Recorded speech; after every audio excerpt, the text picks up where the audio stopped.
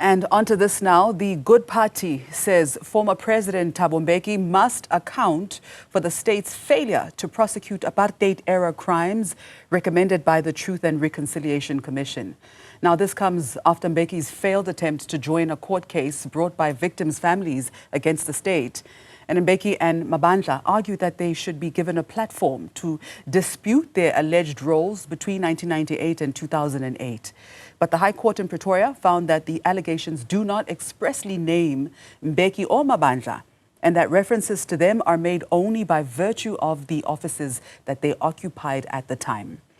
The Good Party believes that former Presidents Thabo Mbeki, Kgalema Motlanthe, and Jacob Zuma are best suited to answer questions on the state's inability to prosecute apartheid-era crimes. We now speak to Good Party Secretary General Brett Heron. Brett, good morning, and thank you so much for your time. Good morning, Master Chada. Thank you. Your party says Mbeki must account for the state's failure to prosecute apartheid-era crimes. What specifically should he be held accountable for? Well, Master Chada, he was the head of the state who received the TRC report and recommendations with regards to prosecutions of those members who did not qualify, or those people who did not qualify for amnesty. And President Mbeki was the president of the country until 2008, and there were no prosecutions that took place. We then had the former National Director of Public Prosecutions, Vusi Pokoli, depose an affidavit 10 years ago in 2015, saying that there was political interference and he was prevented from bringing prosecutions during his time as the head of the National Prosecuting Authority. We've had almost 22 years since that report was handed over, and there haven't been any prosecutions or any serious prosecutions. The prosecutions that have taken place have been taking place because families have forced the courts to deal with inquests. And so I think former President Mbeki, instead of applying to be a party to the litigation, he should have applied to be a friend of the court to inform the court as to why those prosecutions didn't take place.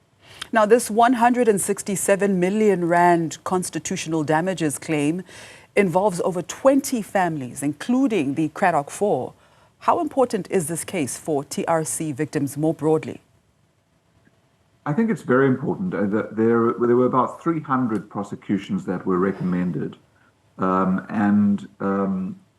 the failure of the state to prosecute is unfathomable. If you think about it, we're talking about a state that was governed by a party whose political comrades were murdered by the apartheid state. And once they were in government, they seemed to completely forget the comrades that fought alongside them for the freedom of our country, and allowed this inertia or this paralysis, or they interfered, if that allegation is sustained, to prevent these prosecutions from taking place. So it's important for all of the families that have been waiting or have died waiting for justice. And our country is also, to some extent, held back by the failure to complete the transitional justice project. All right. Now, you've criticized the state for making lower reparation payments than the TRC recommended and ignoring recommendations on economic justice. Can you elaborate on what reparations should have looked like versus what victims actually received? Well, the victims received ultimately 30,000 Rand each, and not all the victims received payment. A President's Fund was established. The President's Fund has currently got about 2 billion Rand in it, and is it's actually earning more on interest from the money in the bank than it is spending on reparations, and that has been going on for about a decade. And the TRC recommended that in order to narrow the inequality in our country, that a wealth tax be imposed on the wealthiest South Africans. And at the time that those proposals were made, South Africa had just come out of its apartheid era into the democratic era. And South Africans broadly were waiting for a transformation project like this, or transformation processes like these to be implemented. And it would have been, I think, acceptable to the vast majority of South Africans if they had been implemented at that time. But as 30 years have gone on since democracy, I think South Africans, the appetite for that kind of change is no longer there. And we will probably see resistance to those kinds of projects being implemented now. Now, nearly 30 years after the TRC was established, why are these prosecutions still not happening? I mean, who bears the responsibility for this ongoing failure? Well, there's obviously the allegation of political interference, and that's why the Commission of Inquiry has been established by the President Ramaphosa.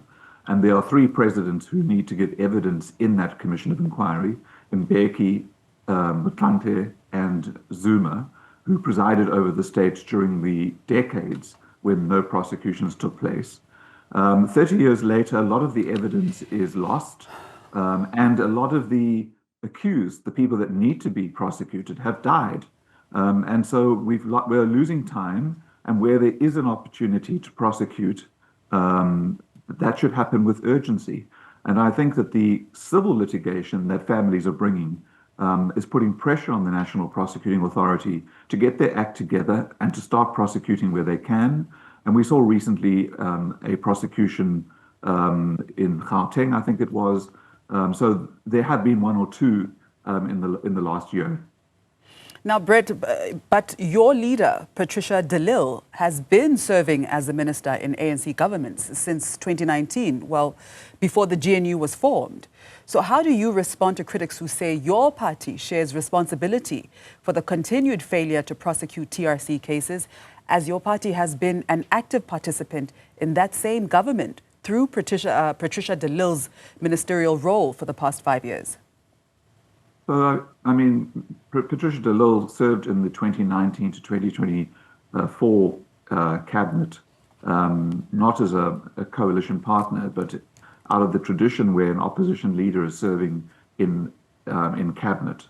But the Good Party was only formed in 2019 and may be the only political party who continuously raised the TRC prosecutions and the failure to prosecute the TRC atrocities or the crimes that the TRC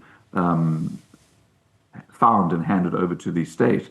We're the only party that has been raising it in Parliament since 2019, and we were only formed in 2019. So I think the criticism, if there is any, is misplaced, because the facts speak for themselves. If anyone is really interested in what the Good Party has been saying about the TRC prosecutions, they need only go back to the parliamentary record from 2019 and see which party has been raising the failure of the state to prosecute these atrocities. Now, Judge Miller said the appropriate forum for Mbeki and Mabandla to tell their side is at the Commission of Inquiry. Will your party participate in or monitor these proceedings? We will definitely monitor the proceedings. We will have to see once whether there is if there's any value, if there's any reason for us to participate. To participate would be to give evidence. And as a party, we have no independent evidence that is probably not available already to the Commission. But we will monitor the proceedings, and if it's necessary and if we can be of assistance to the Commission, and that may well be in the space of raising concerns that we have been raising in Parliament and the answers to the questions we've been getting, then we will participate, of course. And the judge also ruled that political interference in TRC prosecutions has already been established by previous court findings. And given this judicial acknowledgement, what concrete steps should government take now to ensure prosecutions finally do proceed?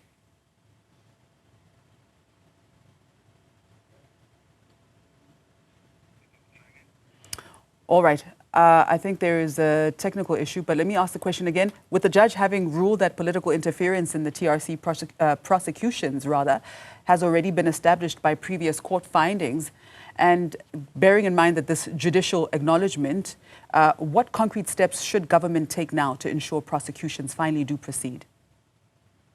Well, I mean, the National Prosecuting Authority is independent by law, and if there's been prosecutorial interference, and that's a crime.